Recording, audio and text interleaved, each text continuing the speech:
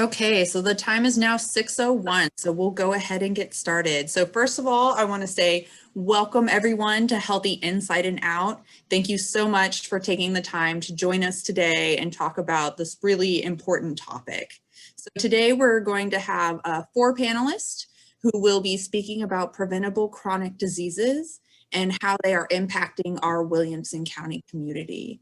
But before we get started here, I want to give you some helpful Zoom tips. So at any time throughout the presentation, if you have questions for our panelists, please feel free to ask a question in the chat. So if you're unfamiliar with Zoom, the chat is located at the bottom of the screen. You'll see a list of icons and there will be 3 dots. So you'll go ahead and click on those 3 dots. And then you'll see a chat option. Go ahead and click on that chat and a chat box will appear. And at any time throughout the presentation, go ahead and type the name of the panelist you have a question for and go ahead and type that question into the chat. We will answer as many questions as we have time for at the end of the presentation. So just a quick reminder, we will be talking about chronic diseases today. So that's including things like heart disease, lung disease, type 2 diabetes, and Dr. Chundru will be showing photographs of both healthy and diseased organs. And so without further ado, I'm going to pass it over to Judge McLean. All right, welcome to Healthy Inside and Out. I'm Judge Evelyn McLean, Williamson County Justice of the Peace for Precinct 3. One of my many job duties is to conduct death inquests to determine the cause and manner of death when someone dies unattended by a physician in Williamson County. For example, homicide, suicide, accidental deaths such as car crashes, choking, fall, drownings, and natural deaths. I've analyzed the death inquests that I've conducted over the last 2 years and found a lot of commonalities in those natural deaths, such as obesity, high blood sugar, high blood pressure, tobacco use, and alcohol use. I took that information to Dr. Chundru, who is the forensic medical examiner that the 4 JPs in Williamson County primarily use to do our autopsies for our death inquest. And what he told me resulted in me putting together this presentation. He told me that not only are a good majority of these natural deaths preventable, but a lot of the chronic diseases that they died from were actually curable. And so I contacted Kelly with the Williamson County and City's Health District, and I was thrilled to learn that one of their goals is to address chronic disease in Williamson County. So tonight they will tell us what they are seeing countywide.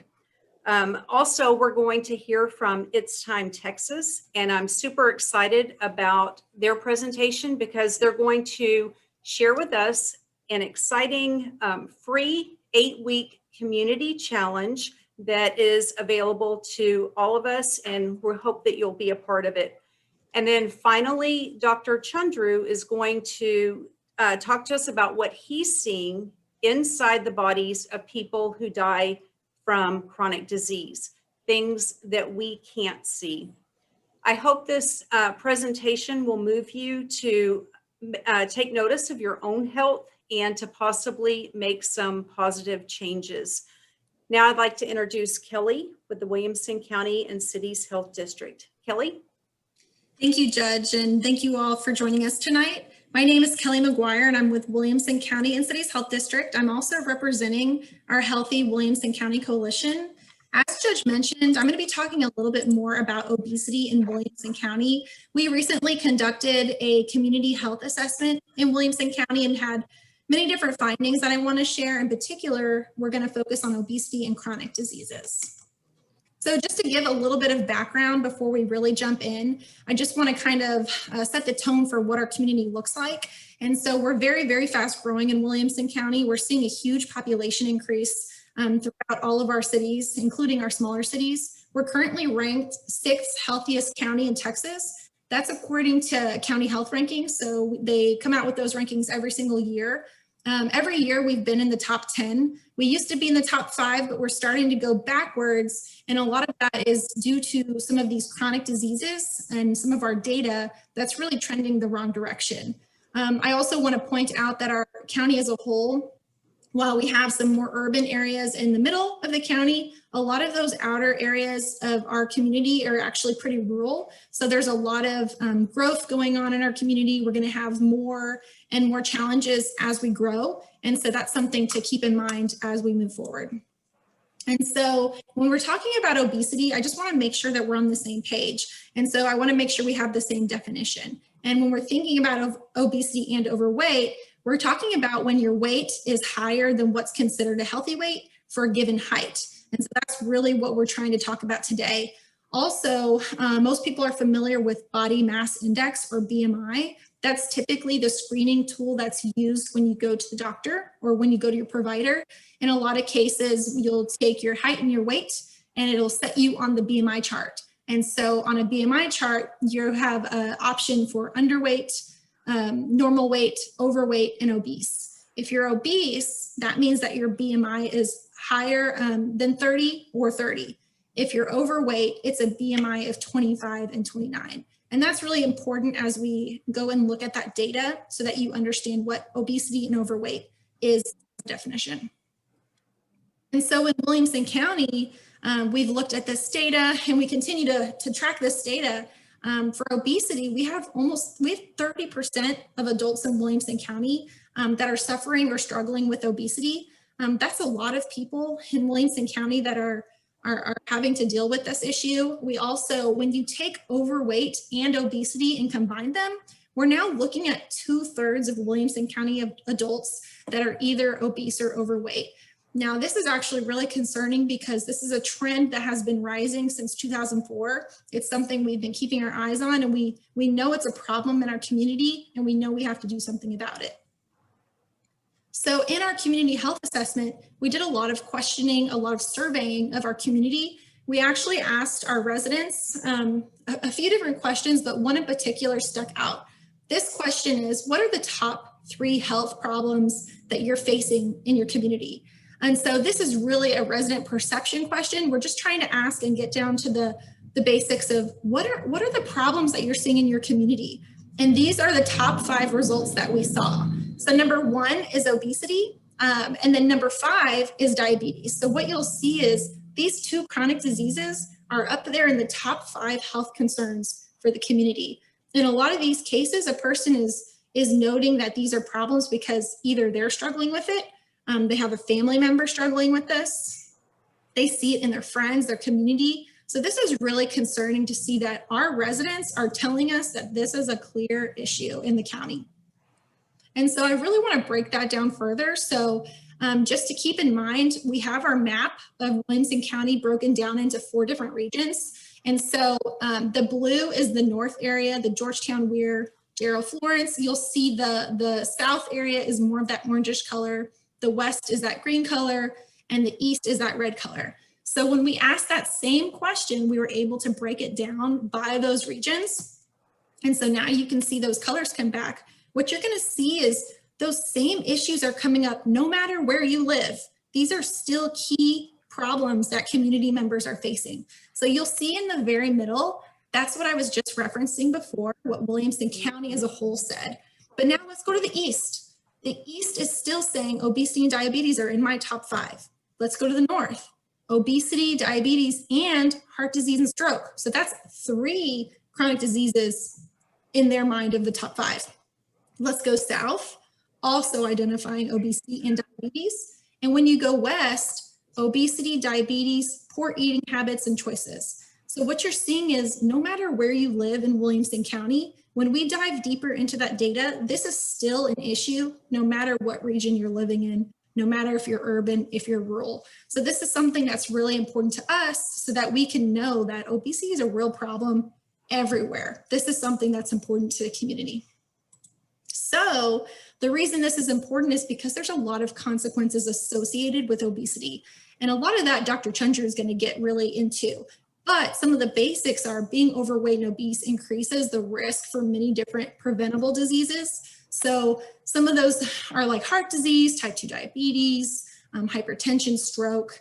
There's a lot of different health consequences that you're at risk for if you're overweight, obese. But the good news is that losing weight and maintaining a healthy weight actually prevent and control these diseases. That's great news because all of this is preventable if we have more healthy behaviors. One of the other consequences that people don't always think about is that economic burden. And so it's not just an economic burden to the healthcare system, but really at the personal level. If you're overweight, obese, you're more likely to spend more money on prescription costs. You're more likely to go to the doctor more because of some of these health risks that you're dealing with.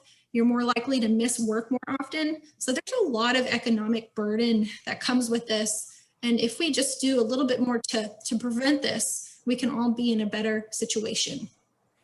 So as Judge mentioned, we're really fortunate to have identified this issue as a key priority in Williamson County. So our Healthy Williamson County Coalition is a coalition of numerous stakeholders and partners throughout Williamson County working to improve these issues. So what you'll see on the right is all 5 of the top health priorities that came out of our 2019 Community Health Assessment. Number 2 is chronic disease risk factors. And so there's a couple things in particular that we really want to dive a little deeper in. Number 1, we want to increase physical activity. So we want to make sure people have access to physical activity spaces. We also want to, number 2, increase access to healthy foods. So some communities don't have access to healthy foods, or maybe healthy foods aren't affordable.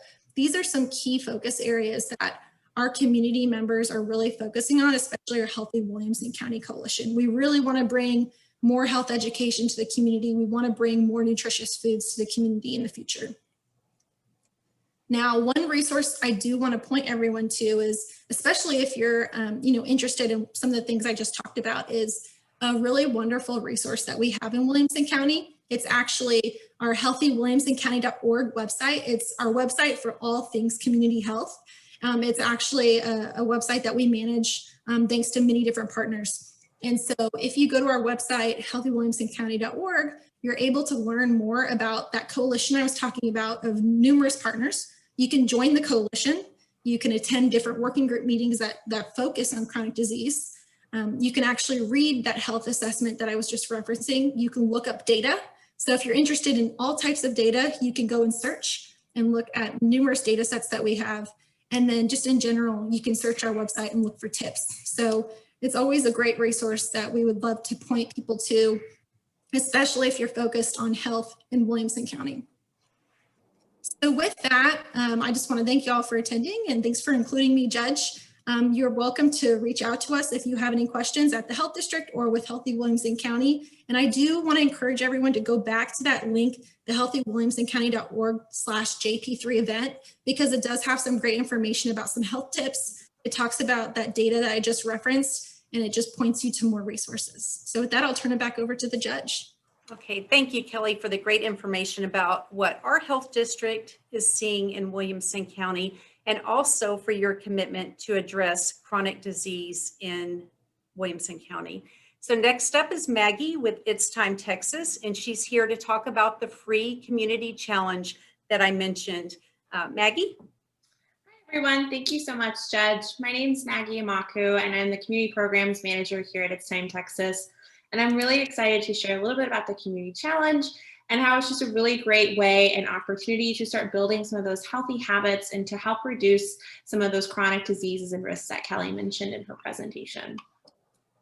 So first, I want to just cover a little bit about us here at It's Time Texas.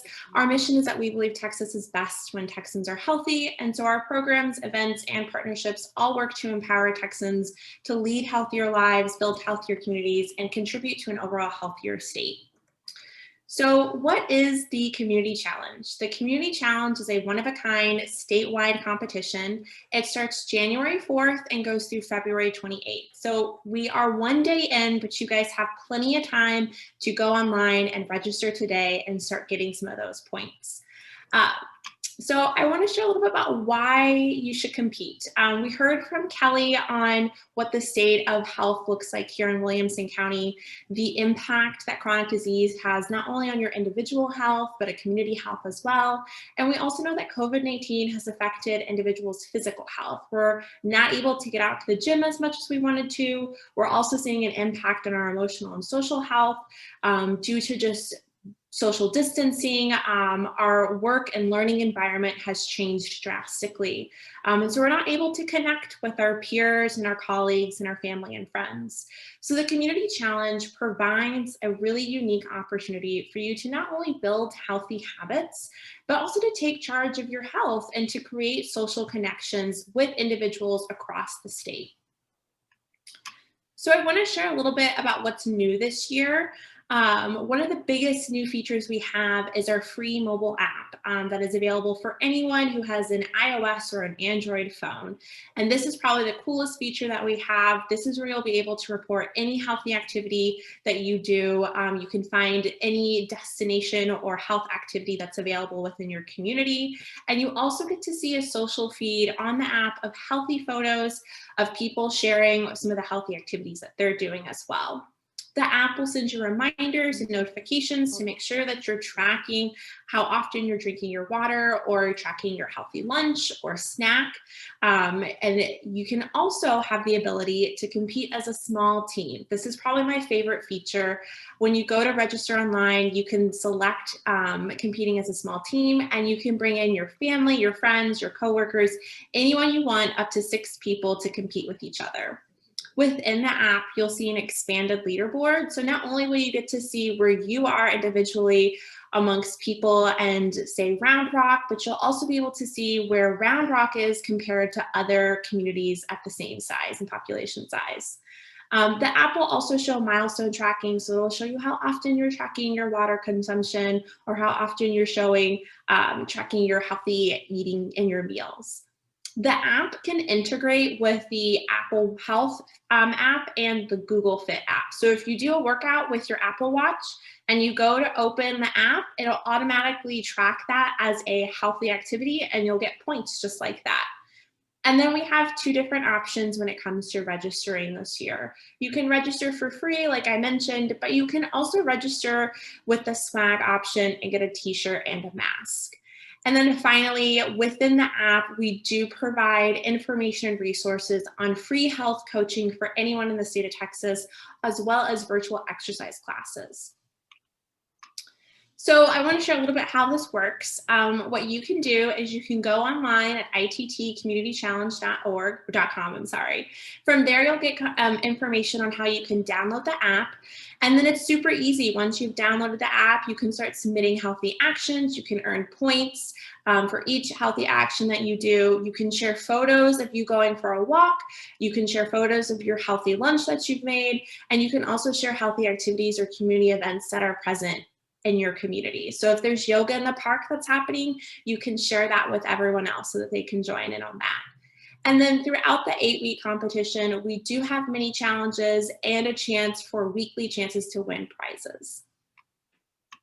So I wanted to share a little bit about what a participant's journey would look like through the community challenge and through these 8 weeks. So this is Maria's community challenge journey.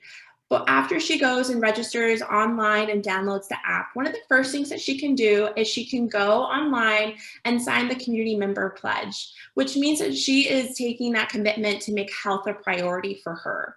From a daily perspective, Maria can also track her water consumption. She can track all the healthy meals that she's making, and she can track any physical activity that she's doing throughout the day. Maria can also encourage her family and friends to join in on the competition, and this is where that small teams challenge that I had mentioned comes into play. Again, she can bring in 6 family members or friends or coworkers to compete with each other and to make that commitment to leading a healthy life. And then she can also take advantage of some of the free resources that It's Time Texas provides. And that's our health coaching that's available for anyone in the state of Texas, as well as our virtual exercise classes. And then finally, Maria can also decide to host a community event. She can also reach out to local government and her local health collaborative or coalition to also get them involved in the challenge. So some next steps for you guys and what you can do today is you can go online at ittcommunitychallenge.com and register, and then share this with your friends and family. Make that commitment to start 2021 on a really healthy note, and then download the app and start tracking your healthy activities and win those points, and really commit with your community to win those points and be really healthy. So if you have any questions or concerns, I have our support email listed below. It's support@ittcommunitychallenge.com, and I've also included my contact information. Thank you guys so much, and I'll turn this back over to you, Judge. All right, thank you, Maggie. And I hope that all of you will consider joining us for the free community challenge that starts now. And finally, we have Dr. Chundru. And as I said earlier, he is the one of the forensic medical examiners that the 4 JPs in Williamson County use to do our autopsies. So he's going to show us what he's seeing inside the bodies of people who have died from chronic disease. I will forewarn you that some of the pictures may be deemed graphic by some. So if you choose to jump off of our presentation, we certainly understand, but we hope that you'll stick around because I think you'll find the information very enlightening on what we're doing to our own bodies and don't even realize it. Dr. Chundru? Thank you, Judge McLean, and thank you for putting this together. I'm really happy to see that we're discussing this a very important topic because as a forensic pathologist, we see obviously accidents, homicides, suicides, but the majority of cases we see are natural deaths. And we're seeing people in their 50s, 60s, early 70s dying of severe heart disease, strokes, and things like that, which a lot of that can be prevented. Eventually, we all will die from our heart stopping, but why not live till 80 or 90 instead of 50s and 60s, right? And it's great that we're doing this presentation at the beginning of the year because we can all make New Year's resolutions. So what a better time than to discuss this topic. As you saw before, Kelly mentioned some of the things that people are concerned about, which is obesity, diabetes. One of the other things, if you notice, was mental health issues. And a lot of the natural diseases that we talk about, obesity, diabetes, high blood pressure, people who end up, just exercising, diet, end up having better mental health in general. And so this all plays a kind of a role together. And so what I want to do today is kind of show you, when you go to a doctor, they tell you you have diabetes, you have high blood pressure, they give you a medication, you go home and you do what you normally do and take the medications. What they don't really tell you is what these diseases are actually doing.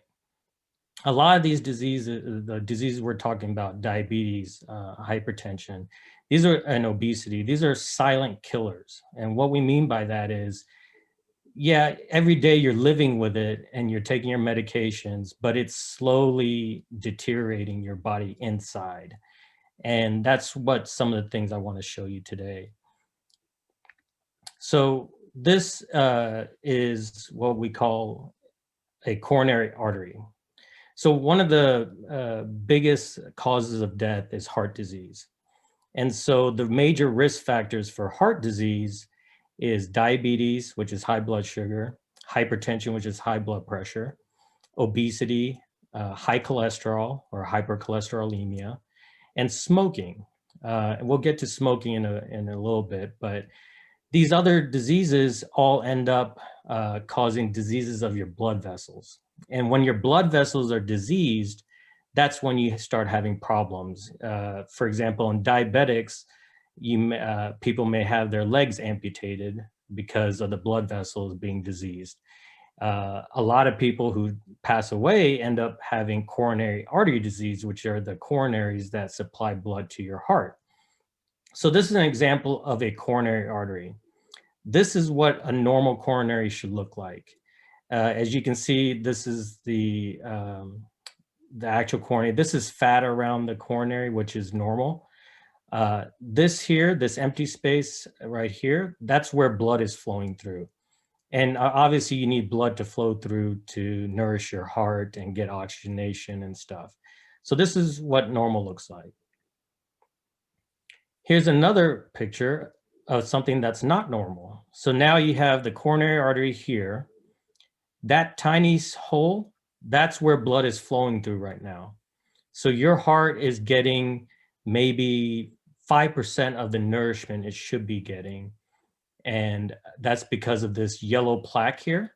This is all plaque formation. This is what's causing all the problems when people have these diseases.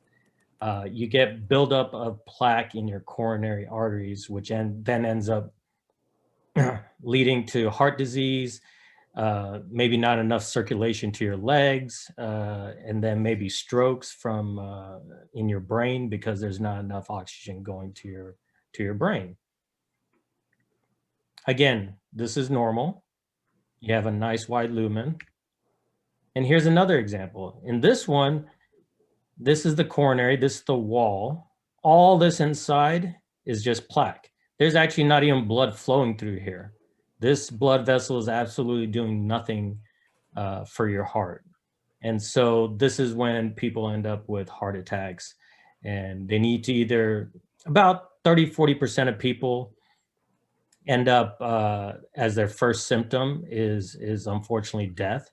Others will have chest pain or just not feeling well, and they'll go to the doctor and they'll find out, or the hospital, and they'll find out that they have coronary artery disease, and they'll have surgery. And surgery is very helpful, but yet you still have these disease processes going on all the time inside your body. Again, a normal coronary, just like we saw before. And this is another example where you have the wall of coronary here, and then you have this blood clot, this dark red thing in the middle. So this is when you don't have a complete blockage by the plaque, but the plaque is not stable, meaning it tears apart.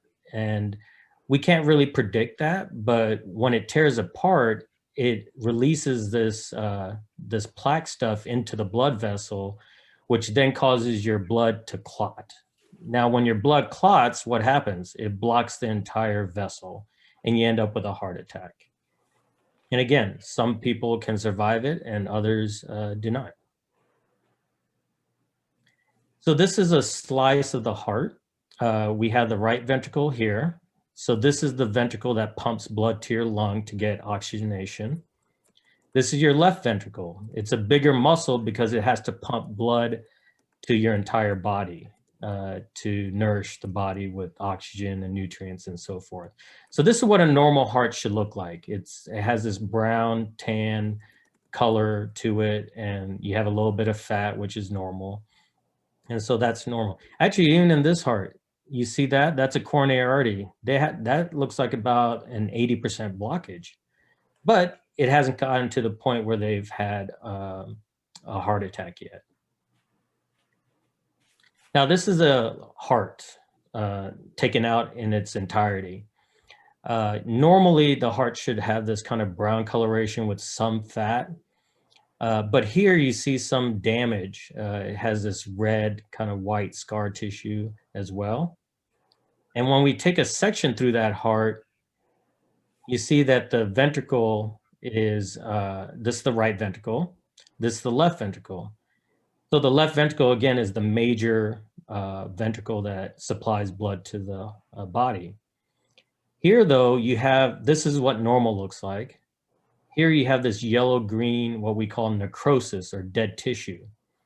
So what this is the blood vessel was blocked, and you end up with the heart having dead tissue because there's no more nutrients going to it.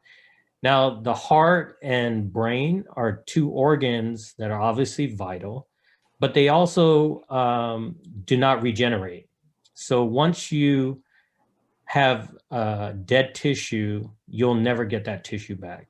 It actually turns into this tissue right here, which is scar tissue, which is this white stuff. So after a few weeks, if you do survive this, you'll end up getting scar tissue. This is an example of another heart, right ventricle, left ventricle. Now everything looks good here until you get down here. This is all scar tissue. So this is someone that's had an old heart attack and they survived it. But obviously they passed away because I have a section of their heart. So with the scar tissue, what this causes problems with is you have an electrical current that stimulates your heart. And every time it gets stimulated, it pumps. Well, when the electrical current is going through the heart, it can't go through scar tissue. And so you can end up getting an abnormal heartbeat or something like that, which can end up causing death. And, you know, people with atrial fibrillation or congestive heart failure, those are all things that happen once you start getting these diseases and this scar tissue. Now, this is the major blood vessel called the aorta that takes blood to your entire body. The heart would be connected right here, and then blood flows down. There's some blood vessels that shoot out to your arms and head and neck. Down here, these blood vessels branch out to your liver, pancreas, stomach, those type of things. And then down here, the aorta branches into each leg. So you have the right and left legs that blood goes to. However, here, this is obviously abnormal because this is what normal should look like. This is what's called an aneurysm. And an aneurysm, again, is something that's a result of those risk factors: obesity, diabetes, high blood pressure, high cholesterol, smoking. And again, all these diseases can be prevented, if not cured. A lot of people that are on medications, they're on it because they're not wanting or to exercise or eat more healthy. If you exercise and eat more healthy, get rid of some carbohydrates, not all carbohydrates, but reducing the carbohydrates, you can actually not stop taking your medications, because you will, and your body will adjust and you will no longer have diabetes or high blood pressure. Now, people that have had diabetes and high blood pressure for decades, you can still, if you exercise and diet with the advice of your primary care physician, you can definitely reduce the risk of earlier death or complications by doing diet and exercise.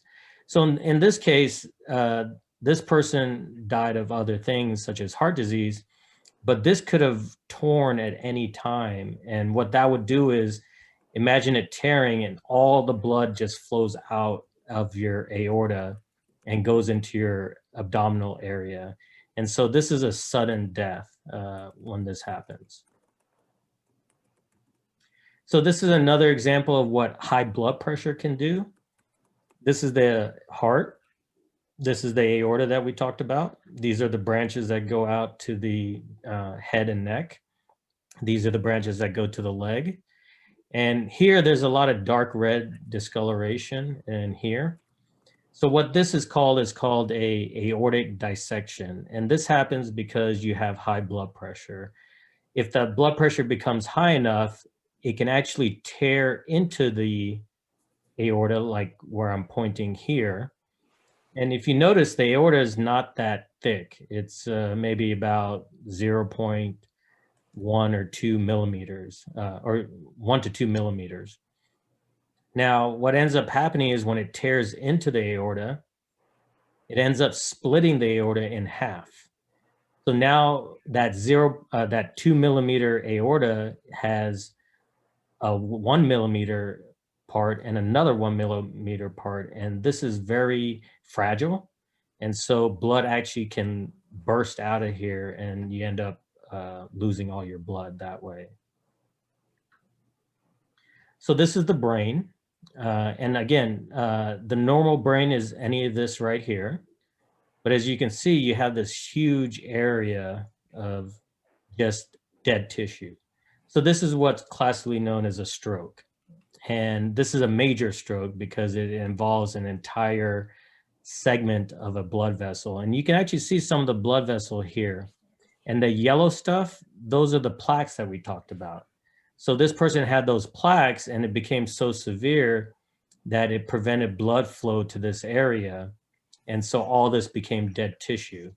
When you have this kind of incident, you're going to have major problems depending on where the stroke happened. You may not be able to talk as well.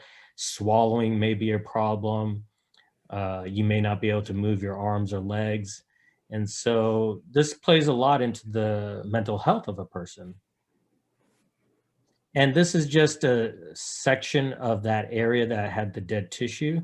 So these are major structures in your brain that, you know, relay information and help with movement and thinking and talking, stuff like that. But when you have that dead tissue, none of that happens anymore. And so you're going to have all these issues that go along with that.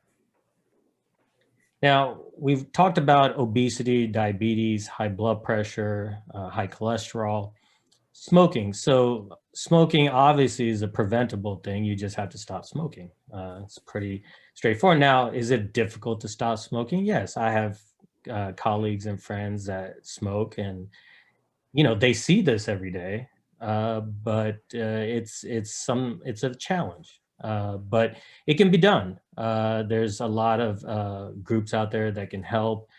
There's medications that can be taken. And it's really a personal drive to be healthier. So these are what normal lungs should look like. This is the right lung. It has 3 lobes. It's the left lung.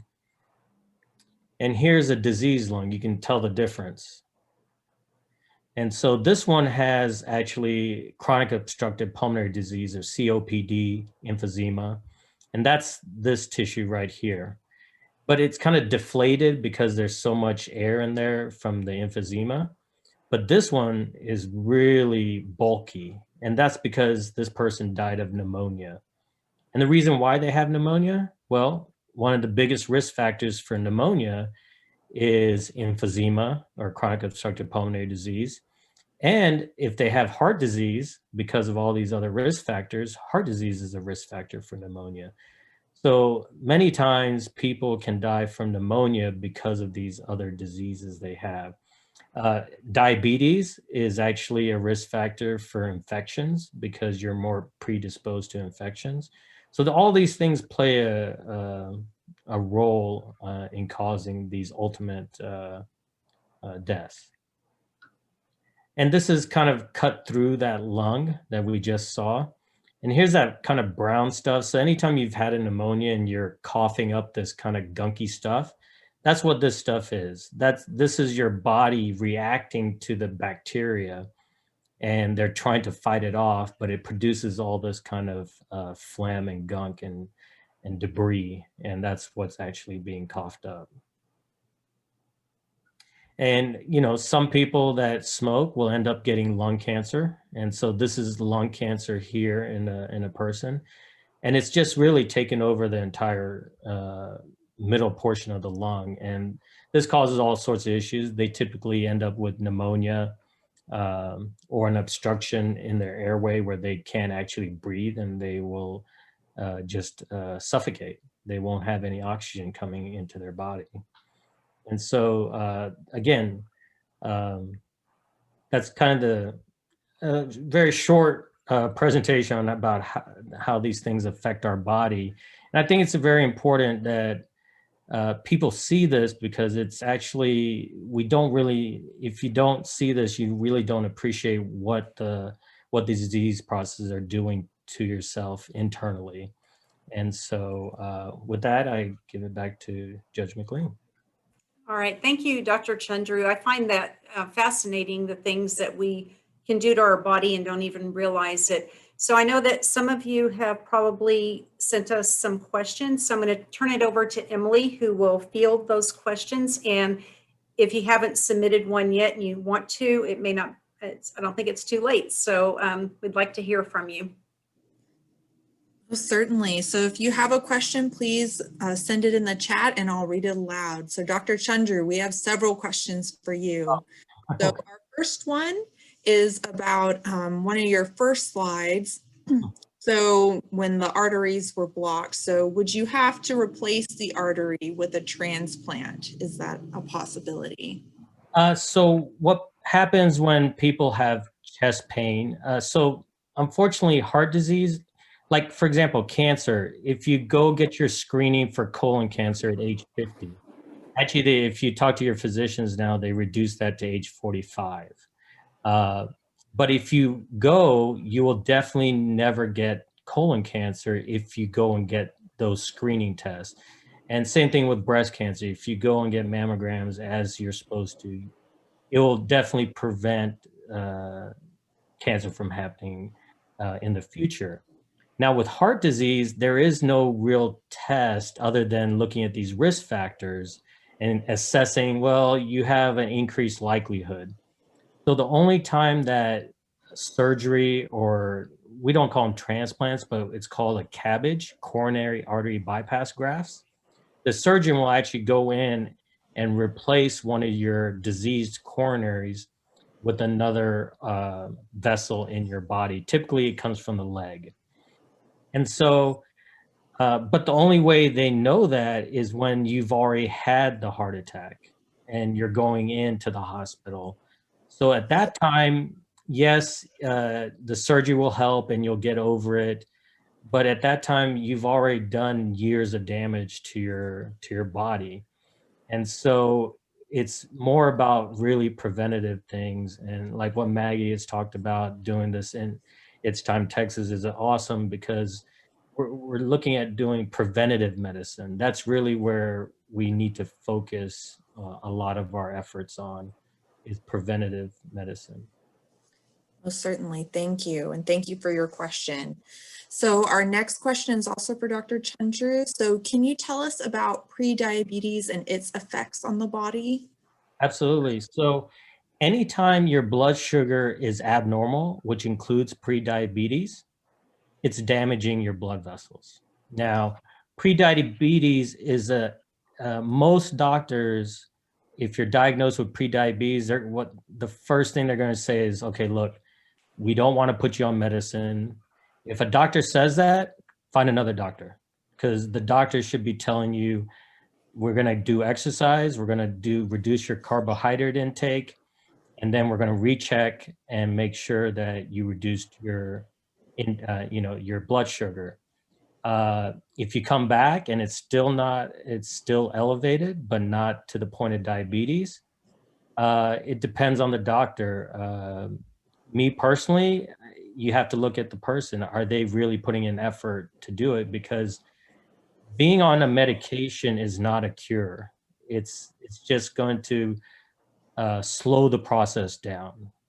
And that's if you do everything perfectly, like take it every day. So many people have medications, but they don't take it every day as they should. They may take a weekend off, they go on a trip, and they forget their medications, things like that. So the best thing, especially if you're pre-diabetic or pre-hypertensive, is to nip it in the butt and just take care of it through exercise and diet.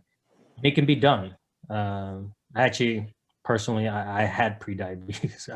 I like my carbs, and so, but I know what diabetes does, and it scared the hell out of me. I mean, I did not want that as a disease that I had, and for me, it was simple. I just said, okay, you know what? I'm not going to eat a cup of rice. I'll eat a half a cup of rice. I'm Indian. I have to have rice. So, and then, instead of eating, 4 pieces of toast, you eat 1 piece of toast. And there's ways to do it where you can get rid of that by just simply changing it, modifying a few things. Okay, thank you. And so Judge, we have a question for you. So what is it that you're seeing when you are doing death inquests? Okay, I'm not not quite sure what they're asking, what I'm seeing, but again, my job is to determine the cause and manner of death. So I will either talk to the officer that is on the scene, or sometimes there's not an officer, they may die in the hospital, and I'll have to talk to the charge nurse, doctor. I talk to family members to try to gather as much information as I can from the family on their past medical history, the circumstances that, brought them to their death, and, things that they may have complained of prior to their death. It's just an investigative process. And then a lot of times, I may or may not have to do an autopsy, but when I'm not quite sure of what the cause and manner of death is, then I'll send the body to Dr. Chundru or a medical examiner to perform an autopsy to give me a definitive cause and manner of death. I'm not, again, sure if that's what you're asking, but that's kind of, it's just an investigative process. Thank you, Judge.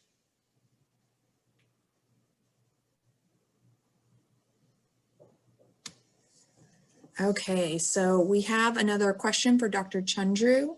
So how can diet and exercise help decrease blockage in the arteries? So plaques are formed, for the most part, there's some genetics component to it, but for the most part, plaques are formed because of those risk factors. And for what I've seen in autopsies over the last 20 years, diabetes and smoking are the worst things you can do for your blood vessels. They significantly damage the blood vessels that result in these plaque formations. High cholesterol is part of that, but it's really the smoking diabetes. And we've seen that because, you hear about diabetics all the time that you may have to have their legs amputated or have vision problems because the blood vessels are being damaged. And so these plaques end up building up over time. This doesn't happen, overnight or in, months, but it happens over years. And so if you can stop that from happening, then you'll definitely prolong when you would have heart disease. We're all going to have heart disease. We're not going to live forever. And, people in their 80s and 90s, I've actually autopsied people in their 90s. The one thing they don't have is heart disease. I actually am surprised. They have the coronary artery I showed at the beginning. That's the normal one. That's how their arteries look.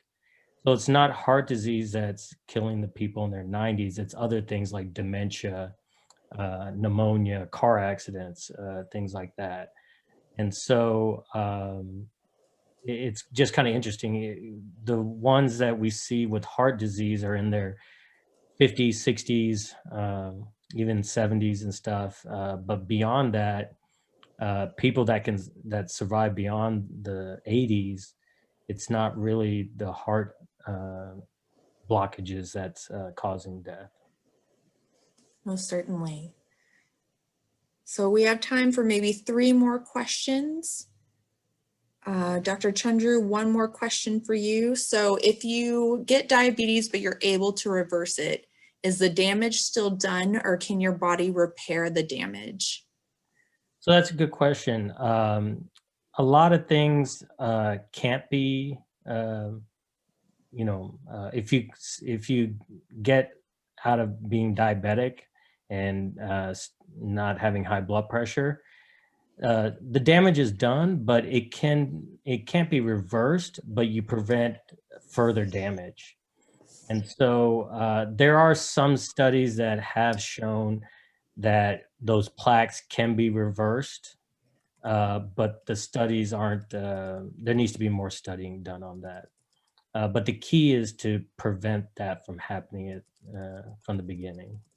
But anytime you exercise, lose weight, lower your blood sugars and lower your blood pressure, that's always going to be a benefit to your health, whether mentally or internally, from preventing more disease from happening. Well, certainly, thank you. Okay, so we have a question for Kelly. So what are the organizations or the coalition working on to improve chronic disease in Williamson County? Oh, give me a second.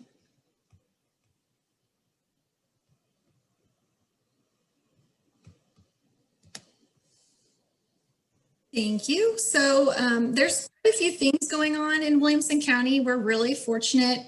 And we're told this by a lot of people. When you visit Williamson County, you really do see how many organizations care about prevention. They care about collaboration. And so with the Healthy Williamson County Coalition, we have over 930 plus members who are working to do these things, to prevent chronic diseases, to improve the community. A couple of things that we are actively focusing on, it's in our community health improvement plan, which is our strategic plan for the next 3 years. Specifically are bringing more health education classes to the community. Something that's really missing is free health education. There used to be a lot of diabetes classes, weight management classes, things like that. Those are gone or they're underfunded. And so we're really focusing on trying to increase those throughout the county, make them accessible. We're also focusing on improving access to healthcare, which is a key piece. If you can't access healthcare, get the services you need, get those screenings that Dr. Chundru has mentioned, then you don't really know the problem or you can't address the problem. So that's a big one. And then third, we are trying to increase access to healthy foods. So we work very closely with our food pantries. We work very closely with many others and just trying to bring about more healthy food options to the community. So that's just some of the things, but really fortunate to have a lot of great partners who are interested in this and identify chronic disease as a top priority with us.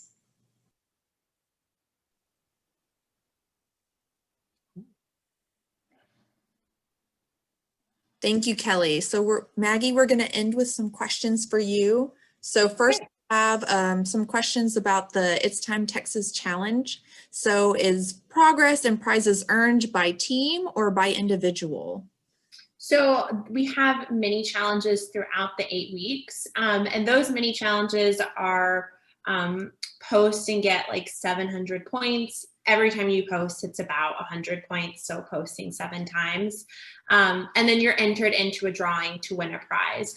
We have a lot of different local and state groups that have donated either healthy snacks or workout equipment. And so whoever is the winner for that week, we send that out to you guys. At the end of the challenge, we will give winning recognition to the community that has the most points and the school district that has the most points. Wonderful, thank you. And our second question is, what other services does It's Time Texas offer that can help me get healthy? Awesome. I love that question. So like I mentioned, we have our Living Healthier, it's our health coaches, health coaching hotline, and it's free for anyone in the state of Texas, I believe 16 years or older. And this is just really to help anyone who has any sort of goals that they just don't know where to start. They're not entirely sure about, maybe motivation is lacking. Sometimes doctors prescribe working out and eating right, but they don't know where to begin with that. That's where our health coaches come in. They're trained for people who have type 2 diabetes, a lot of different chronic diseases like heart disease, kidney disease, that kind of thing. So they help work with how you guys can figure out what your health goals are and how to get to your health goals. So if you go online, I think Emily just posted it in the chat, but it's our livinghealthier.itstimetexas.org. From there, you can text our number and a health coach will be in contact with you within a day and set up some time for you guys to chat and figure out what works best for you. What are your health goals? What are your health needs? So that's one opportunity that I really recommend everyone get involved in. The second one is our virtual exercise classes. These are embedded in the It's Time Texas app. So anytime you go to look for a healthy activity or event on the app, it'll automatically show all the virtual exercise classes that are available. But this is free to anyone in the state of Texas. We have fantastic Stronger Austin, we call it our Stronger Austin program, but a fantastic group of women and men who teach these exercise classes. And it ranges from Zumba to chair yoga for those who are still just trying to get up and moving and don't really know, can't do a lot of strenuous activities, to some more like mixed HIIT classes. It's a wide variety. They're always being updated throughout the week. So I highly recommend going and visiting them, and you can find that on our website at itstimetexas.org as well. Wonderful, thank you. Well, I think that's all the questions we have time for today, but thank you everyone for joining us, and let's all join the It's Time Texas Challenge and join Judge McLean, and let's get healthy. Judge McLean, do you have any last words for everyone? The only thing that I want to say is I think we're very fortunate to live in a county that has so many resources to offer, and also that so many organizations in Williamson County are concerned with our health and well-being. And it's just good to know that Williamson County is that way. So thank you all for joining us. And this concludes our show. We hope you enjoyed it. Thank you, everyone. Have a good evening.